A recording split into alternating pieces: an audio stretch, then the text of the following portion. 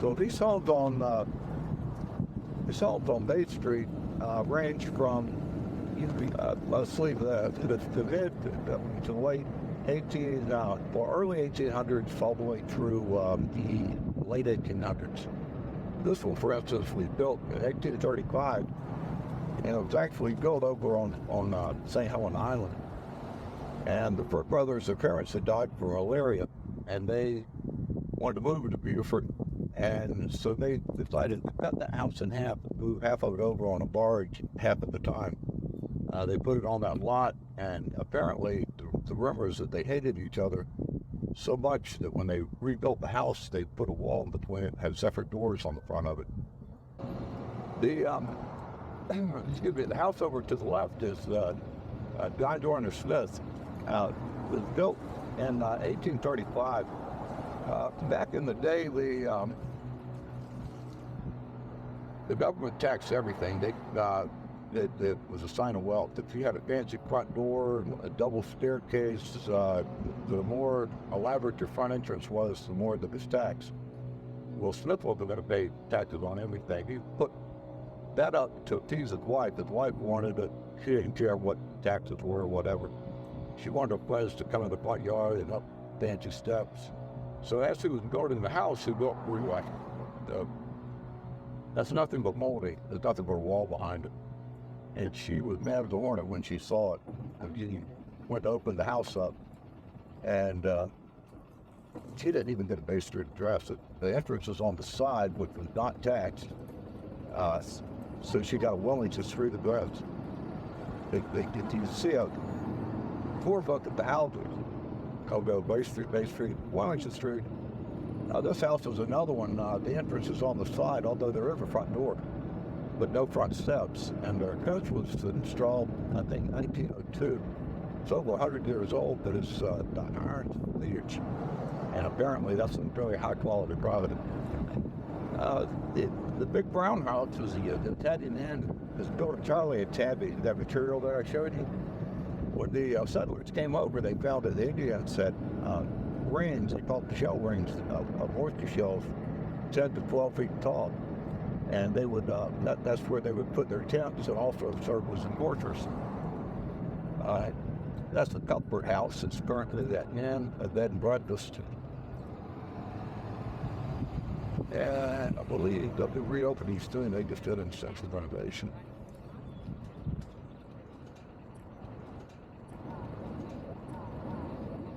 So this is the Secession House to the left, the home of Edmund Rhett. And you'll see the sign. The Articles of Secession, where South Carolina seceded from the Union, were written here. They were taken to Charleston. They were ratified. Started the Civil War. That was in the spring of 1861 when the shots were fired on Fort Sumter. And approximately 6 months later, November 10th,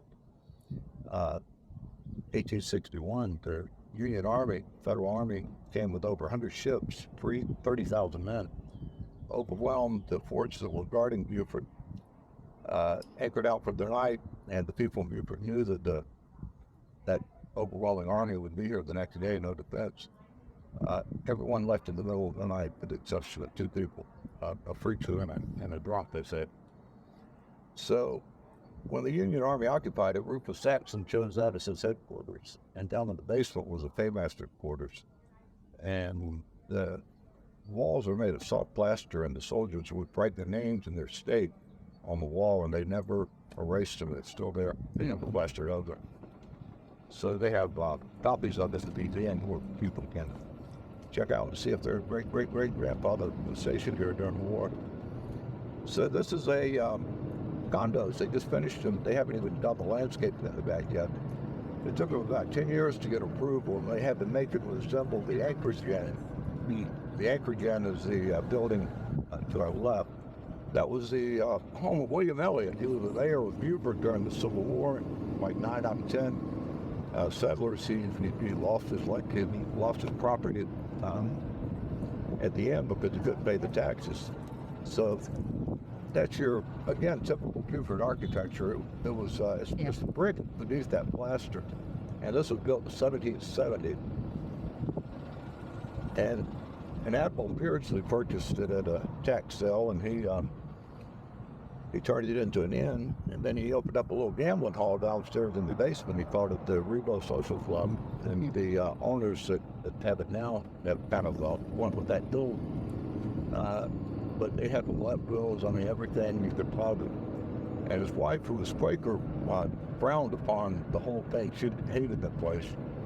And they say that her ghost is still there. That it's an elegantly blessed lady. When she just landed on a staircase, she good. A good view. That shows you how the winds are on these, on what they call Beaufort architecture. See how it's situated. It's at an angle to the street, more so to catch the breeze than the cemented. But that is a perfect textbook example for the called Beaufort architecture. You'll see a few more if we go through the point, which is where the main people are. So downtown Beaufort, 1750 up until 1930 on this end, the recent gun building he built then. That was a bank and a movie theater, and when a house restaurant. The first bank for freedmen for freed slaves was like that. The Emancipation Proclamation is read November 1st, 1863, or I'm sorry, January 1st. And so the Beaufort, since it was already under Union occupation, decided to try an experiment. And they had hospitals here. They had commandeered 2 dozen of the houses on Bay Street for headquarters of been on point and sent them to a relief anxious were part of the hospital. So it was a Union headquarters to the south. Now these buildings escaped because it was Union territory. They escaped damage during the Civil War. And I guess that's what they call rat rod. And so nothing was burned. They were preserved. In 1907, there were 2 young boys who were smoking cigarettes at the end of the street. And they heard someone coming and reached the cigarette aside, burned half the town down. They burned over a dozen buildings here in the business area, then on the point as part of the 40 of the mansions. Some of them nice homes there. But this was in 1907, and this bridge was not built. The road was not established until 1920 when the bridge was built. So the cotton warehouse was right there. There's a plaque right on the other side, right at the front, that tells you about that story about the boys. So the bridge is opening, so that's why it's blinking. That means we can just stop and then go. So the park is a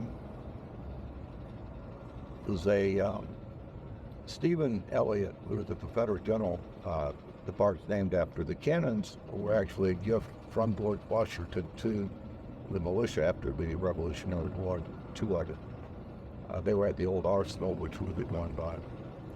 So this was at one time the front yard of the these homes. The only home that was saved right here is the Dr. Lewis Sam's house. Note the carriage step out front. That will probably say horse-drawn carriages. They would need a leg up and get inside. So with Sam's house, it was a doctor. He had a lot of inventions, but he become quite wealthy. Well, the family was wealthy to got one president. But in the movie Prince of Tides, the Blythe Danner waving goodbye to her kids on the porch of hers. She had ditched her shrimper husband and married the doctor. And this, of course, was the doctor's house. So, fairly new house, but it has the only widow's walk left in Beaufort, which he has made into a man gate, an ultimate tag gate. So the Sam's house, that's a kitchen in the back. Most of these homes back in the day had kitchens outside of the house because of the need to smell. Perfect gentlemen, all this now plants a little bit of cotton here every year and lets it grow. So I can show everybody what cotton's like. No, I think it's stricter and they just get what. So a lot of citrus here. Most of it's been picked. But if you look at that grapefruit tree right there, we can see where someone could reach a view. So you can see like on right barely on the other side of the fence. But November, December, January, the trees are full of them, but they've all been picked, and usually they're picked around Frith's time. Oldest house in Beaufort, the Thomas Hepworth house. He was a wool governor, and he was basically in charge of everything south of Charleston. He reported directly to the Lord of the Fighters. Also called the Cannonball House because during the War of 1812, they shot a cannonball that went all the way through the house and landed in the churchyard 2 blocks away. So Midnight, the Garden of Good and Evil was shot in Savannah. It wasn't shot here, but it does have ties. The main character, Jim Williams, they were going to bulldoze that house, cut that tree down, build a brand new house right on the river. The Historic Foundation managed to save it and sold it to Williams, and he restored it. Designed the garden himself. The artwork is from France. The fountain, the elephants from India, and the bird sculptures are from a sculpture in Savannah. That back in the 70s they were about $1,000, and now they're well over $100,000.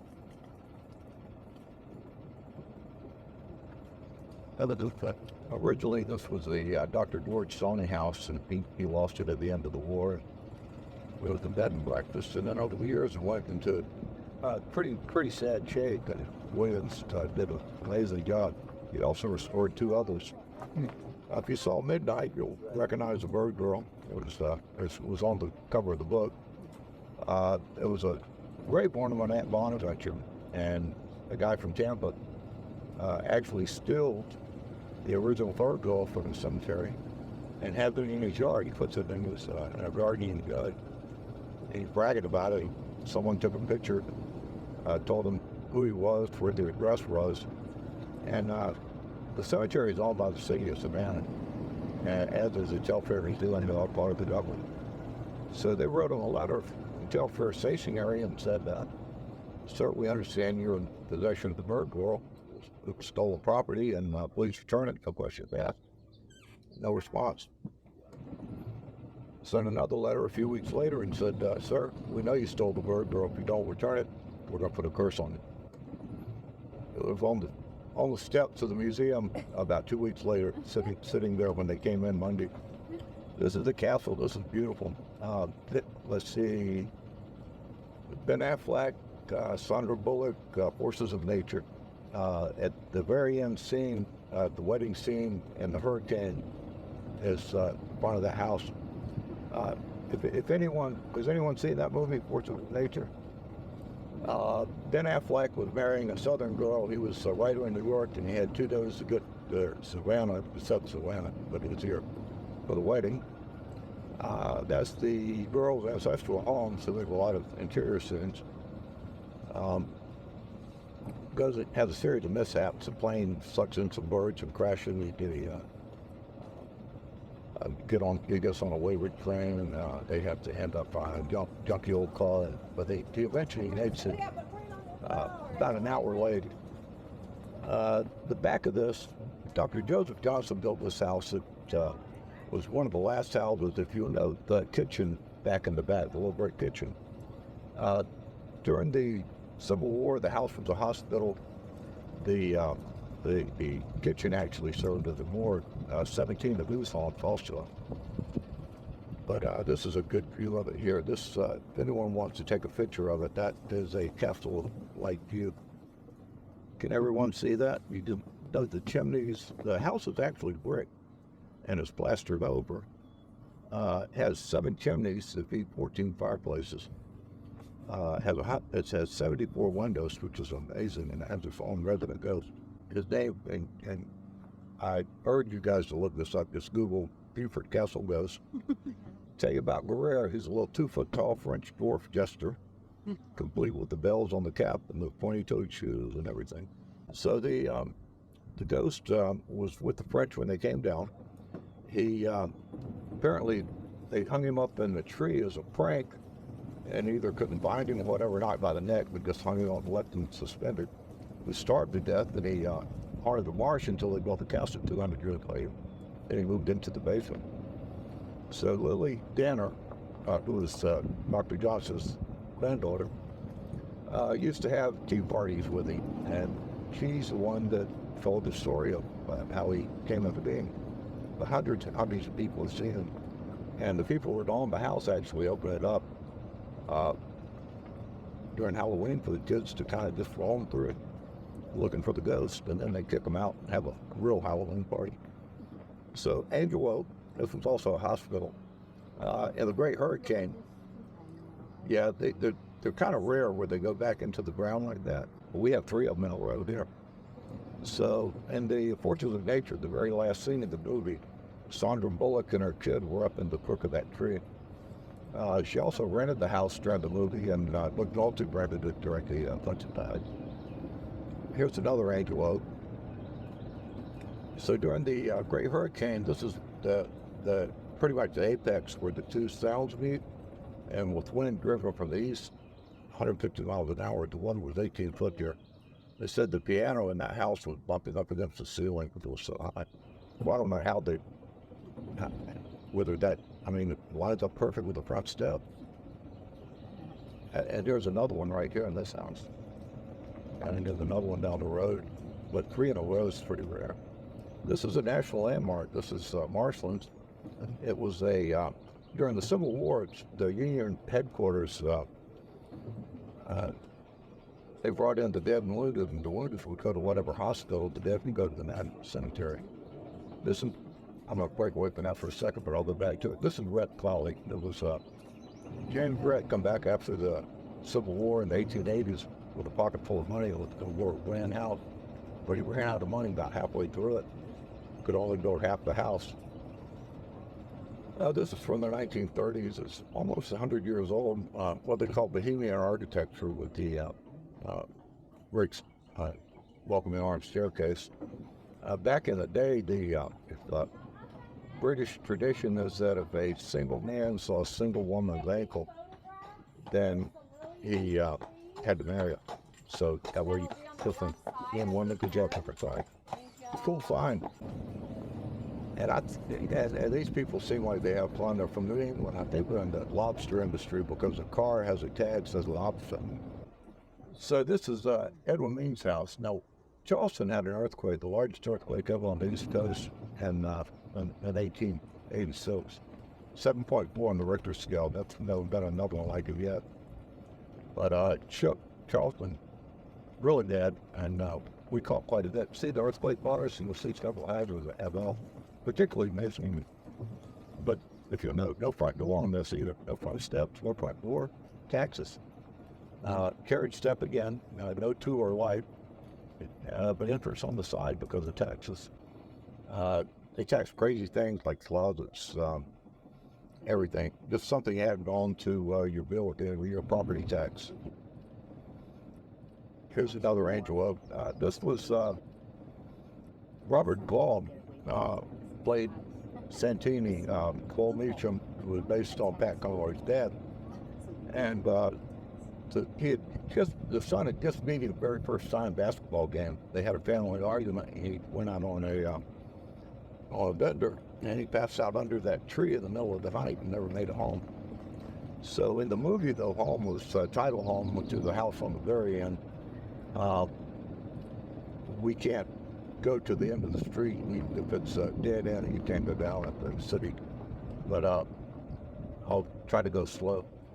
This is the P.B. Sam's house, absolutely beautiful. The brick balustrade up on the top used to go all the way around between the porch. It was weakened by the earthquake, been knocked down during the hurricane. Carriage step, but absolutely beautiful if they found. Also a hospital during the war. Paul Hamilton, he was a Confederate colonel, and he had relatives up north that gave him money to pay the taxes and keep this house. So that's title home. The property was the whole plot all the way.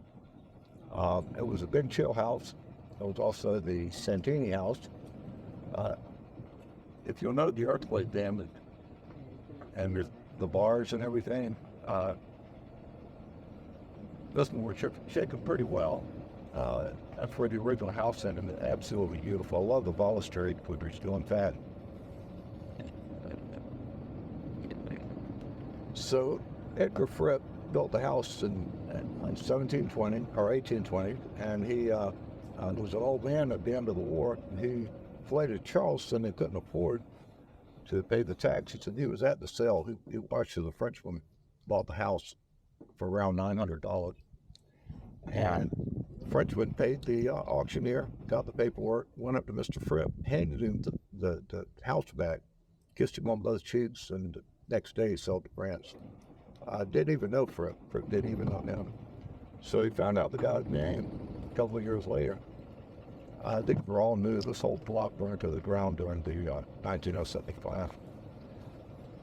So he attempted to repay the Frenchman, and the Frenchman, he said no. He saw a fellow man in need, and he thought that was the least he could do, and he wouldn't even accept it at that. So Robert Duvall rented that house when he was playing the Great Santini. He jogged, but he also smoked, so he'd run about half a mile, and then he'd have to stop and take a breath, smoke a cigarette. And another example of Tabby, that oak tree was originally about 7 or 8 that grew at the one. You could see kind of the individual trees as they grow together. So a lot of these houses were moved they were moved from Carteret Street when they started building the newer businesses in the 20s and 30s. The only house that survived the fire on this block was this house, probably because it was rigged. Here again, no front steps, no front porch. Entrance on the side, taxes.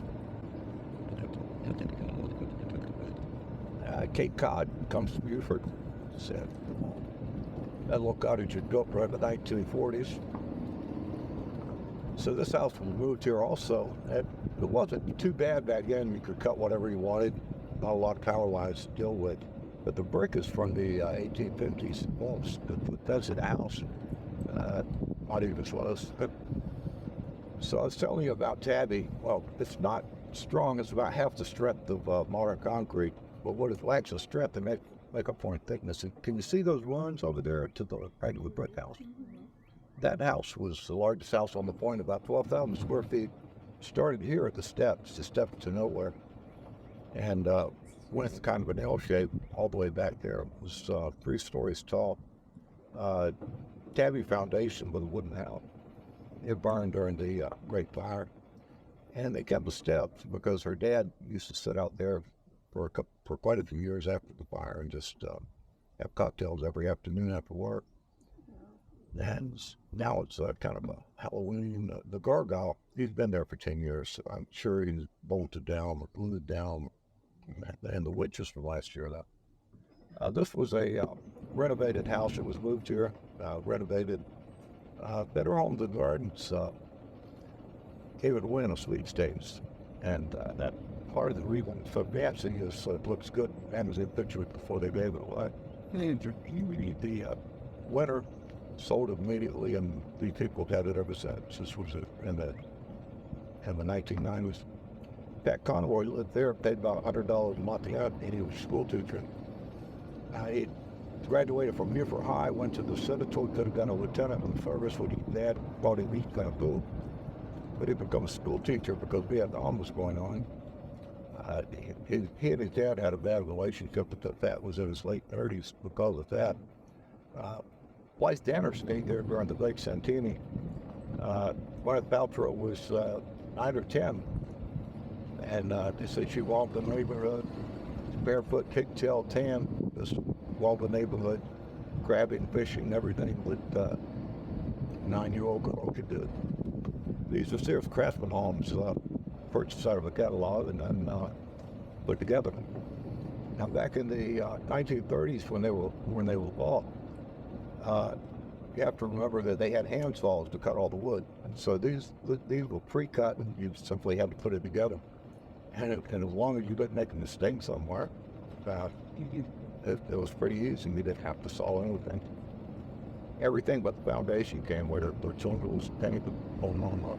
Hi, how are you? What a beautiful spring day. Everything is starting to plop out. So this block burned to the ground with the exception of the house on the end. You can still see the brick foundation for the house that was there. The people that thought it, first thing they do is put catfish in the pond because a lot of mosquitoes, but then they don't know what it does to the community. And they go, these hogs to look like that at the end, so they caught it. And Holly about 20 years old, but it's absolutely beautiful. And what they did was put about $1,000 worth of catfish in the pond, and that took care of the mosquitoes. That house was from 1852. So these were after the fire, but you still see a few of the hints of Beaufort architecture, that the little wings there, more like a bay window. Well, there are the Prince and Tides, Barbara Streisand, Nick Nolte, George Carlin, he plays Tanner again. Barbara Streisand produced and directed this, so she rented this house for 6 months. First thing she does is have a 8-foot black fence put around it. She had white carpet installed in every room, including the bathrooms and the kitchen. But had she done a little research, she'd found that the Marine Corps Air Station's about 3 miles north of here. They fly jets and they practiced a lot. Marines are part of the Navy, so they're aircraft carrier based. So they'd be touching go language to practice. They didn't have a jailhood for them. But one day they were practicing and they circle around and they go over the river so that they didn't have a problem approaching it, and they in the river they could pitch in the river instead of a happy area. So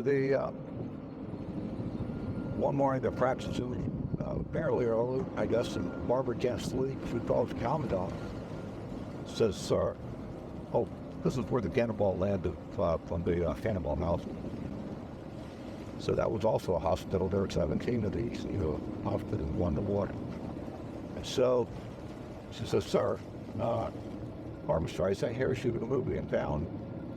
These airplanes make so much noise I can't sleep. Do you think you could start after lunch or maybe fly a different route?" He's speechless. He doesn't know what to say. He says, "Man, I'll see what I can do. What's your address?" She tells him. About 15 minutes later, 3 F-16s in formation fly treetop level right over the top of the house. The newspaper, they hear about it. There were a lot of stories about Barbara. They thought this might have been embellished a little bit, or maybe it was a rope pilot, but surely the commandant wouldn't hire about it. They finally get a hold of him, and he verifies that he did. He said, "Yeah, I did." They said, "Sir, why would you fly 3 jets over a house?" He said, "Well, 3 is all that were on the runway at the time." Next morning, the newspaper says, "The noise you hear is the sound of freedom." Half page. And the Marine Corps about 2 years ago put a big granite monument in front of the air station, so that noise you hear is the sound of freedom. So this is the second national landmark. The Marshland was the other one. Jared, step out front. This is the Robert Small's mountain. Robert Small / McKee. McKees were, Robert was born a slave. His mother was Mrs. McKee's housekeeper. And Mrs. McKee was elderly. She liked Robert, so she didn't want him working in the cotton fields. So she got him a job with a friend of hers in Charleston, first as a cook and then as a deckhand on a light boat. So he actually taught himself to read when he was a cook by what was written on the tabs that was being called out to him and what he told me. Very bright. He was a deckhand on the Planner. He became a blockade runner during the war, and they got back from the Bahamas with a load of gunpowder, munitions, cask of rum, all sorts of good contraband, but he also hardly blockaded. He nearly got caught near the fire department. Captain May could not load to go get a drink. When they left the boat, Smalls and his shipmates stole the boat, but managed to get locked to the Union Navy. And they surrendered. He was awarded $1,500 for the contraband, the boat, the goods in it, and everything. And he was become a captain in a militia unit. He served until the end of the war. He was able to buy the house. The tax development because Ricky had died. Elizabeth Key had developed dementia. So he was living in the house, and Elizabeth Key was staying with relatives down. He walked into the house still thinking it's hers. And he felt so bad for the way that her relatives were taking care of her, or not taking care of her, that he took her in and took care of her for the rest of her life, and never once told her that she had lost her house and that he was a poor man. He went on to become a South Carolina state senator, state representative, and a 5-term congressman. That in Beaufort College, 1805, the building on the left is the Art Center for University of South Carolina. This is a Beaufort campus in town, 3 of them. There's a culinary school in Hilton Head, and then a state-of-the-art general curriculum, 278, a while ago. But this teaches art and marine biology.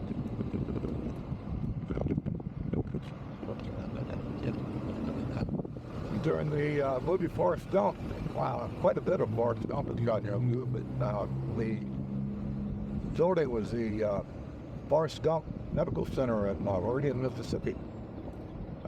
Forrest, a simple man, but he had done a lot of cool things. He was a war hero, sports hero, champion ping pong player, started a shrimping business, and it did quite well. And then his partner, Lieutenant Dan, invested in a fruit company in California that made him a fortune. Apple, I believe they called it.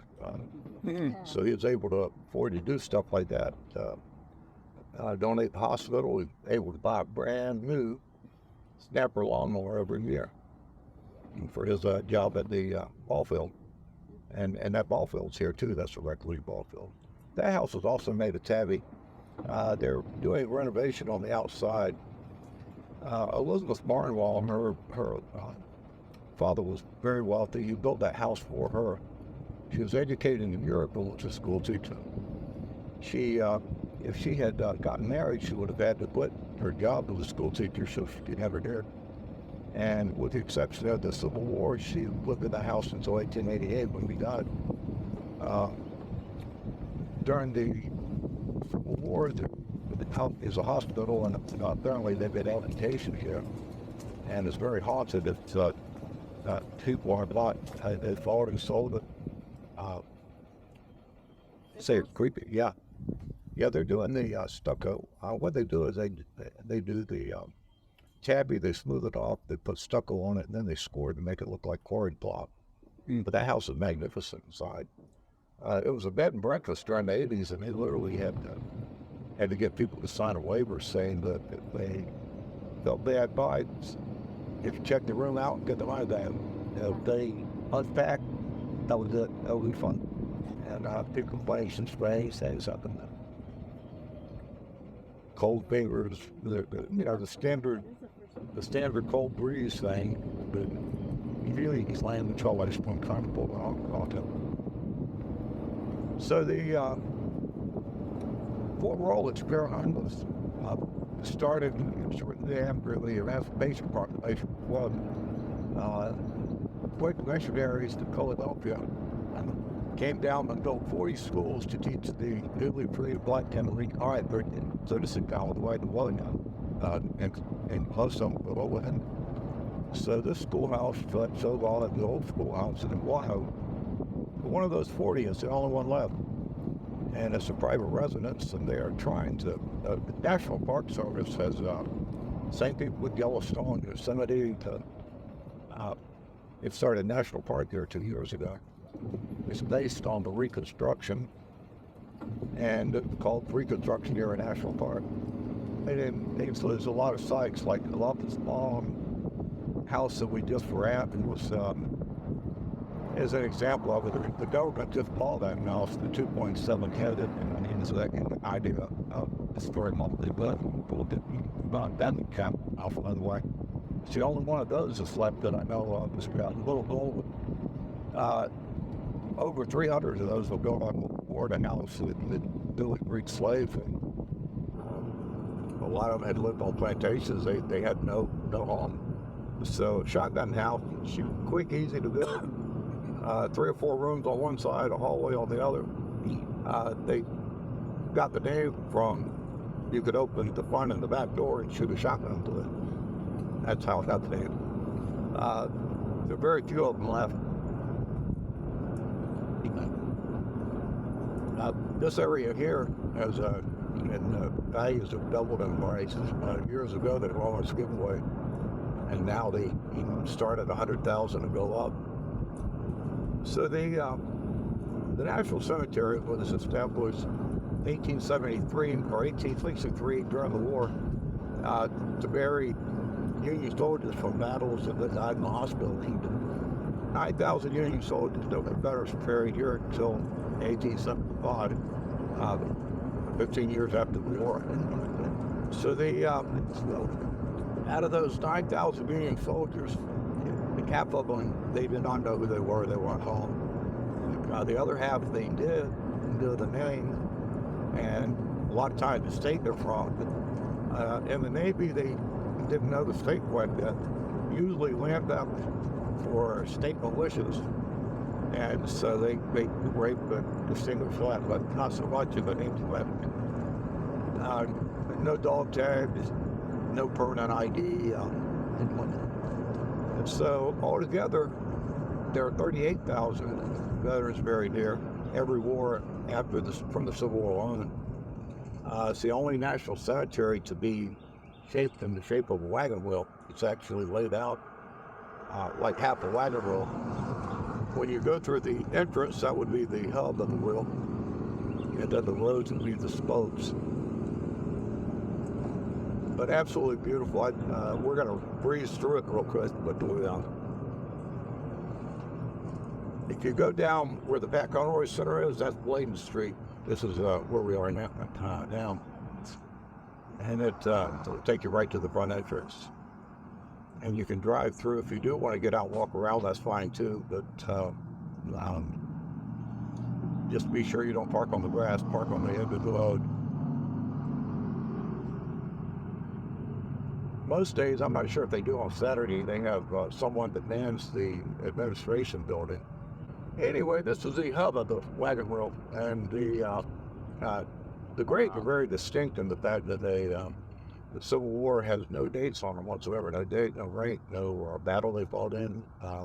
Limited information. The more modern one, when they ran out of room, they put additional graves forward and off to the sides. But if you look at that second diagram, that's how the old part of the cemetery is laid out. This would be the hub, and then it spreads out in the shape of a wagon wheel. The Civil War veterans were buried state by state. This is Ohio and Indiana over here. But you'll see no dates on them at all. No indication or whether they died in battle or whether they did. No indication at all. And they're distinct from the rest of them. When the soldiers were unknown, there's a simple, about a 10 by 10 granite marker, about 18 inches tall. You'll see that in different arrangements. And many of the unknown were also relocated from Confederate prisoner of war camps too. So that could account for quite a few of them, but those would be unknown. The little square-looking monuments. They're huge areas, kind of solid, but very limited information. They have more at the administration building, which I'd gladly share with you when they're open.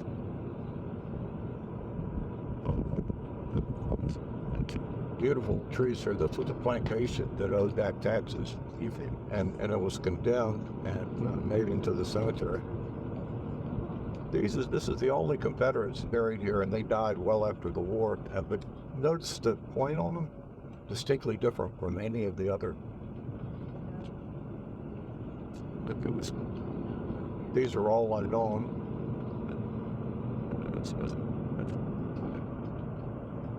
And it's the only cemetery in a rounded shape. They quit doing it. Everything's a symmetric grid now, where everything lines up horizontally and diagonally. The annex, the new section of it, was annexed, and they literally ran out of room, and that was annexed in 1966. and they have it in a grid pattern. They just continue to build. The iron fenced-in area is the Massachusetts 54th Regiment. That's the subject of the movie Glory, which Glory was shot here also. Denzel Washington and Morgan Freeman. Treasure hunters found the remains on Folly Beach in Charleston. They had a battle there, and they pretty much buried them where they died. And they unearthed them. The cemetery here did, and determined who they were. And when they reinterred them in 1989, they were shooting the movie, and 40 of the soldiers, the actors, were the honor guard, and they had a huge ceremony. Michael Dukakis actually flew down from Massachusetts. So they have two monuments there. One tells about the movie, and the other tells about the actual 54th Regiment. So the annex is still, there's still burials every day, not on the weekends. But when there is a burial, the flag at front will be a half-mast, and then at the end of the day, when they're finished, they raise it back up to full stem. You're seeing names, ladies' names on the back. Now, nowadays, you can, if you're a veteran, your wife could be buried with you. Whoever dies first is buried, and then when the spouse dies, you're buried on top. If the wife dies first, her name's carved on the headstone, and she's faces forward. We're looking at the back of them now. When the veteran dies, his name's engraved, and then it's flipped around. He's buried right on top of it. Now, if they're both the man and the woman are both veterans, then the one with the highest rank gets to be facing forward. These guys were Marine Medal of Honor winners, and they allowed them to do that, but no more. They've decided that it's everyone made the sacrifice, whether they were awarded the Medal of Honor or not. But beautiful place. The pamphlet they give you is about 40 pages. It tells you the history, and so during the 1885, it was before they started naming hurricanes. They called it the Great Sea Island Hurricane. It hit the Bahamas, and then it went through Tybee, and then turned into St. Helena Ladies Island, and it came ashore here. 150 mile an hour wind, hit a high tide. St. Helena had 15 to 18 feet of water, and Beaufort had 5 to 8 feet of water. A lot of people died on St. Helena, and it was the first time that the Red Cross was mobilized for a disaster. Clara Barton actually spent 6 months there. And but the city of Beaufort, the wells were contaminated. Everyone had shallow wells, the salt water contaminated. The phosphate industry, the equipment was destroyed. The phosphate mine was filled up with water, so that brought that to an end. St. Helena happened in August, so the crops were still in the fields, and they were destroyed. It was a bad time. The steeples of both the Baptist church and the Anglican church were toppled to the ground. Well, the Anglican church, this version of it, was built in 1823, and the Baptist church was built in 1830. Very, very similar design. So when the Baptists built theirs, they built their steeple 1 foot taller than the Anglican church. So when they were both toppled, the Anglican church decided that when they replaced their steeples, they'd build it 1 foot taller than the old Baptist church. Well, the Baptist church was not able to afford to put their steeple up for a few years. Finally, one of the churches downtown, his mother had died, and he wanted to memorialize her by dedicating a pew window to it. The deacon said, well, we could do that if you pay for that steeple. So he says, well, if I'm going to pay for the steeple, he said, well, you build that thing. The Anglican built theirs 1 foot taller than our old steeples. I want you to build ours at least 1 foot taller than theirs. So they built it exactly 1 foot taller, not the ostentatious. But when they surveyed it, they found that since the Baptist church was on a hill, that it ended up being 2 feet taller. So that would be the highest point of Beaufort. And hopefully it'll stay that way. They have a current height restriction in the historic area of 75 feet. 3 stories, not including an attic and an elevated basement. The top of the chimney is 75 feet, so that the idea is to keep everything below the tree line. And the Architectural Review Board has to approve everything, so they're now, the new houses, it's hard to tell them from the old houses. These are relatively new within the last 10 years. So this is a Baptist church. Ended up being the highest point in town. So the Tabby Mansion that I showed you was originally built by the Fuller family. And one of the Fullers got religion, and he's the one that he became a preacher that started that church, the Chapel of Ease over at St. Helena. He denounced all. He had one last bodacious party, and then he renounced all worldly things. This is the Wesley Church. John Wesley is said to have preached here quite a bit during the early 1700s. He did have a big parish in Savannah. And Beaufort was an island. It did not have a bridge to it until 1950. They connected to the mainland, and then in 1920 they connected to they had a cable ferry that was actually pulled on mule on the east side. So the reconstruction here at National Park started about 2 years ago. The Forest Rangers, about 2,000 of them, do interpretive tours of how the Civil War and the occupation of Beaufort impacted the Civil War and the Reconstruction period afterwards. They have the old fire station. They made their headquarters, and they have an interpretive display down at the bottom of it. They take people on tours. It includes the Tabernacle Church, which I showed you. That was the best view of it coming in.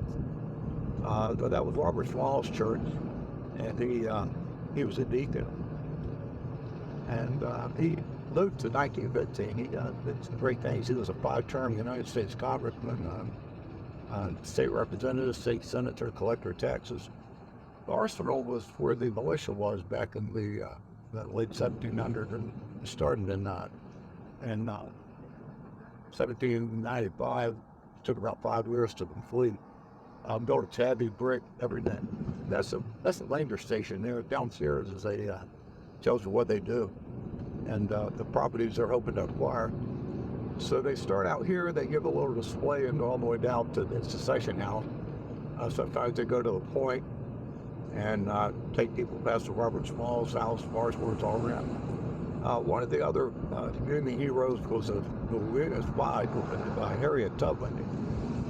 The movie was made about her about 10 years ago, so she has become famous, and they're building a monument to her right there. That's how it's going to look. They're waiting for the permits to put the foundation, the monument they're built. So the Tabernacle Church, cool old church, but that's a bust of Robert Smalls. That's how he looked. That's in his congressman attire.